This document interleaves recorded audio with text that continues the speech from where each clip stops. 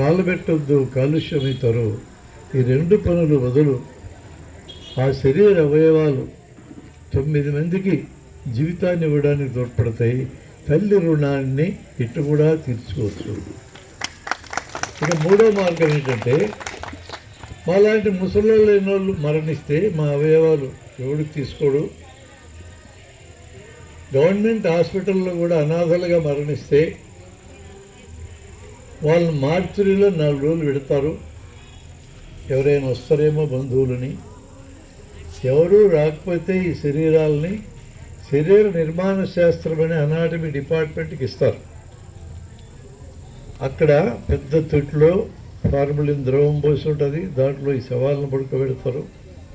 ఒక్కో శవాన్ని బయటికి తీసి స్టీల్ బల్ల మీద పడుకోబెట్టి, కాలికో 5గురు, చేతికో 5గురు, పట్టుకో 10 మంది, తలకాయకో 10 మంది, చుట్టూ 60 మంది పిల్లలు చుట్టూ చేరుతారు.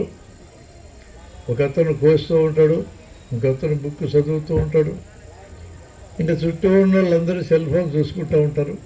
ఇది సీన్. అక్కడ బతుకున్నప్పుడు ఆ మనిషికి ఒక పేరుంది, ఒక ఊరుంది. చనిపోయినప్పుడు ఆ వ్యక్తి ఎవరో ఈ చదువుకునే పిల్లలకు తెలియదు, కానీ పిల్లలు చదువు నేర్పిస్తూ ఉన్నారు. చనిపోయినాక చదువు నేర్పించవచ్చు. బతుకుండగానే కాదు పాఠాలు చెప్పడం, చనిపోయినాక కూడా పాఠాలు చెప్పచ్చు. చనిపోయినాక 6 నెలల నుంచి సంవత్సరం పాటు పాఠాలు చెప్పచ్చు. మా మిత్రుడు జంపా కృష్ణకిషోర్ అతను మరణిస్తే విజయవాడలో, ఇదిగో మా సురేష్ దగ్గరుండి, మా నాయకులందరూ దగ్గరుండి ఆయన్ని పిన్నమనేని సిద్ధార్థ మెడికల్ కాలేజ్కి ఆ బాడీని ఇప్పించినారు. వాళ్ళ అమ్మాయిలకు నచ్చజెప్పి. ఇంకా బాడీ అక్కడే ఉంది. 1 సంవత్సరం చదువు చెప్తుంది. అది చనిపోయినాక కూడా చదువు చెప్పొచ్చా? ఎస్, చెప్పచ్చు. ఈ ఊళ్ళో 50 మంది మేము మా వయసు ఉండే వాళ్ళం దగ్గరగా అఫిడవిట్లు తయారు చేసినాం. కర్నూలు మెడికల్ కాలేజీకి ఇచ్చినాం. మేము చచ్చిపోయినాక మా శవాల్ని ఈ తొట్టులో వండబెట్టండి, బల్ల మీద పడుకోబెట్టి భవిష్యత్తు విద్యార్థులకు చదువు నేర్పించండి అని ఇచ్చినాం. ఇది కూడా తల్లి రుణం తీర్చుకునే మార్గం. నన్ను కూడా ఆ తొట్టులోనే వండబెడతారు. ఆ తొట్టి నాకు తెలుసు ఎక్కడ ఉంటుందో. తీసుకొచ్చి మళ్ళా బల్ల మీద పడుకోబెడతారు, స్టీల్ బల్ల మీద. చుట్టూ పిల్లలందరూ చేరి ఉంటారు. వాళ్ళెవరికి బహుశా నేను తెలిసి ఉండను, ఎందుకంటే చచ్చిపోయినాక ఆడికేం ముద్రయ్యారుగా. బతికున్నప్పుడే బ్రహ్మారెడ్డి. ఈ విద్యార్థులు అంతా డిసెక్షన్ చేసే ఈ విద్యార్థులు, కోసే విద్యార్థులు, ఒకడు కోస్తున్నాడు, వాడు కోస్తూ జోకేస్తున్నాడు నా మీద.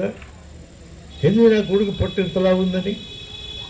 అప్పుడు నేను లేచి కూర్చొని ఏం మాట్లాడుతున్నారు అని అడగాలనిపిస్తుంది నాకు. అప్పుడు మరణం అంటే భయం పోతుంది మనకి. మరణించి నాకు కూడా బతుకుంటామని తెలిస్తే మరణ భయం ఉండదు మనకి. నేను చదువు చెప్తాను, నా తల్లి రుణం అటు తీర్చుకుంటాను. ఎందుకు మనలో కొంతమంది మానవత అద్భుతమైన కార్యక్రమం చేస్తున్న సంస్థ, మీరు మీ కార్యక్రమాల్లో భాగం కింద మీ శరీరాలని విద్యార్థులు చదువుకోవడానికి ఇవ్వండి చెప్పచ్చు. మీరు ఇలా కార్యక్రమం చేయొచ్చు, అద్భుతమైన కార్యక్రమం. మీరు మరణించినాక శాంతిరథాలతో సంస్కారాలకు పంపిస్తున్నారు. అంతిమ సంస్కారానికి బాడీ చెడిపోకుండా ఉండడానికి ఫ్రీజర్ బాక్సులు